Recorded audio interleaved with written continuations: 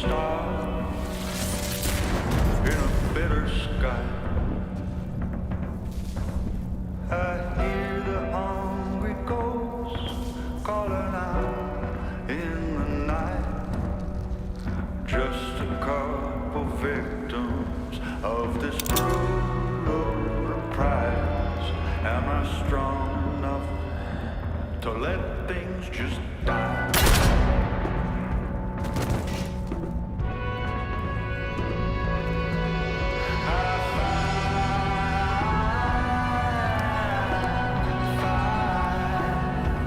Just to keep a spark alive. But if there's nothing on the other side,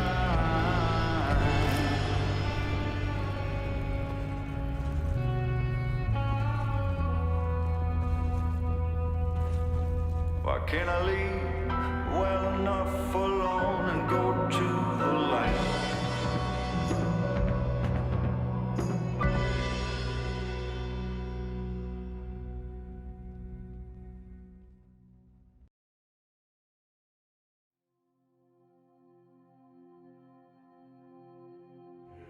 The entire year following Destiny 2 Forsaken's release are probably my favorite video game experiences ever. But this game has 4 years of content, and most of them are not this good. Since the dawn of time, new Destiny content comes out and I play it, and have a blast, until I hit that part. That part where I ask, why am I still playing this? This is commonplace in MMOs, but Destiny always gets the worst of it, because of the specific way its expansions are structured. You can never really beat the game, but you can do and get everything there is to do and get. As of recent though, that moment comes sooner and sooner. Now, I would like to introduce you to my friend, the elephant. Say hi, Carlos. Destiny has had many high points and many, many low points. When Destiny came out, this shit sucked. Like, this shit really, really sucked. It was horrible. A couple of weeks later, it sucked less. Then a month, it sucked less. Then it sucked a little bit less. But then... But after, Destiny 2 came. And this shit sucked, like really bad, like horrible. Not as bad as this, but bad. And it continued to suck for an entire year. But then, boom. This is our most sacred place. Outsiders are forbidden. I want answers. No one was supposed to come back here until everything was safe.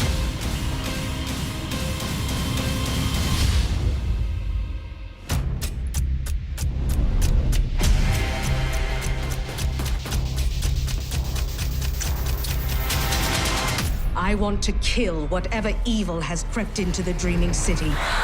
I need to bring this up because Forsaken was so fucking good. The entire year of content following Forsaken was just the peak of the franchise, undisputedly. There were low points, but the foundation that Forsaken built carried them to such an extreme extent that I was having fun playing an entire season dedicated to Gambit. And I fucking hate Gambit. The graphics, the gunplay, the visual aesthetic, and the endgame. Oh, the endgame.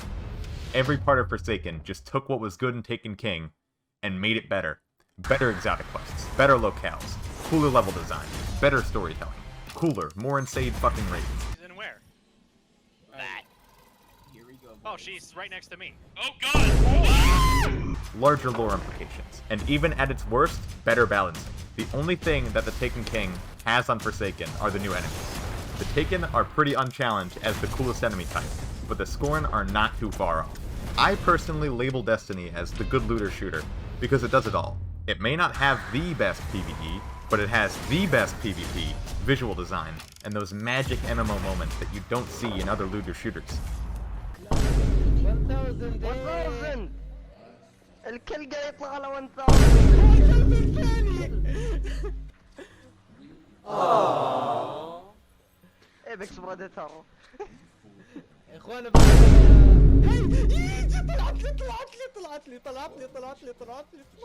No point in Borderlands is as close to as good as your first time killing Riven. I've seen this Japanese anime before! No loot in the Division is as cool as Sleeper Simulant.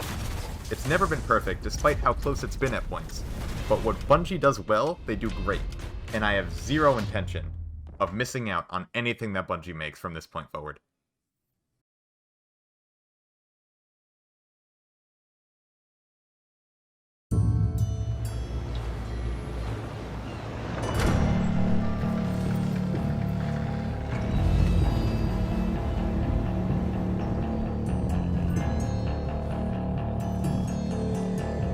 Walk on, gold dust woman.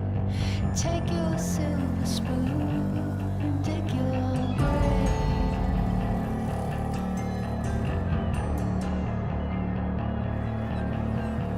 Wake up in the morning, see your sunrise, loves to go down, to go down. Did she make you cry, make you break down, shatter your illusions of love? Tell me, is it over now? Do you know how to pick up the pieces and go home? Walk on, ancient queen, follow those who pale in your shadow.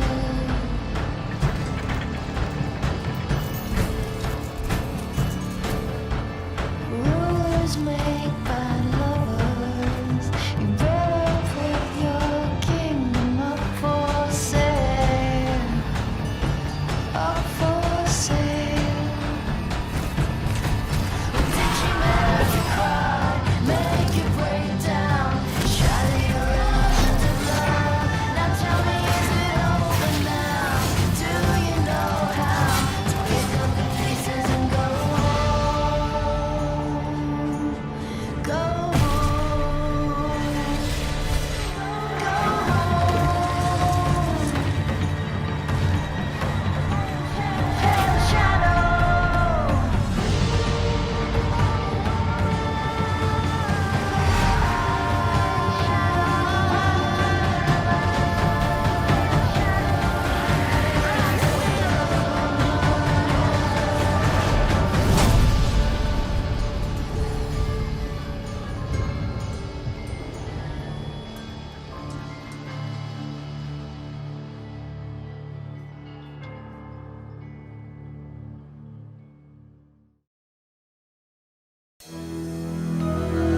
I really don't need to explain myself on this one, because all you have to do is look at a few seconds of gameplay, and you get the memo with this game.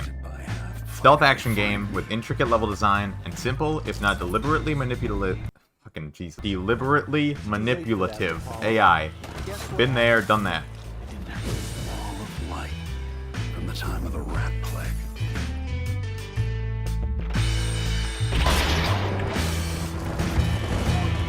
Where Dishonored stands apart is the style. Arcane Studios is akin to the Quentin Tarantino of the gaming industry, as every time they make something, be it Dishonored or Prey or their upcoming Deathloop game, it's gonna raise some eyebrows and win some awards. The only thing holding back not only this series, but most of Arcane as a whole, is their storytelling capacity. Dishonored has some kick-ass lore, but the story is bland and forgettable. In both games, you lose your position of power and fight for the throne, doing stupid fetch quests in between. The voice acting is also not the best, and the really intricately designed levels still don't hold up past a second playthrough.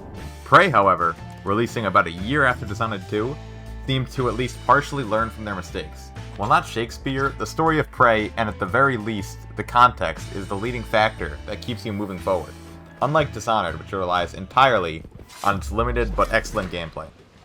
It is by no means a must-play, but if you enjoy stealth action games, this is the most uppest echelon. I know this was a quick one, but I'm saving room for this next one. Fuck me.